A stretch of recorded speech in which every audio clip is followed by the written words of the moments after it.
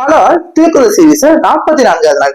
இன்னைக்கு திருவள்ளுவர் நமக்கு என்ன சொல்றாருன்னு சொல்லி பார்த்தோம்னா, பழியஞ்சி பாத்துன் உடைத்தாயின் வாழ்க்கை வழியஞ்சல் எல்லான்றும் இல் அப்படின்னு சொல்றாரு. இதுக்கு பொருள் என்னன்னு சொல்லி பார்த்தோம்னா, பழியஞ்சி அதாவது பழிக்கு அஞ்சு, பழிக்கு பயந்து கேடுகள் எதுவும் சேராத வகையில அது சேரக்கூடாதுங்க பயத்துல பாத்தூன் பான்கிறது புகழை சேர்க்கக்கூடிய தூண்கள் பொருள், புகழை சேர்க்கக்கூடிய பொருள்களை சேர்த்து வைப்பது, உடைத்தாயங்கிறதான் சேர்த்து வைப்பதுன்னு அர்த்தம்.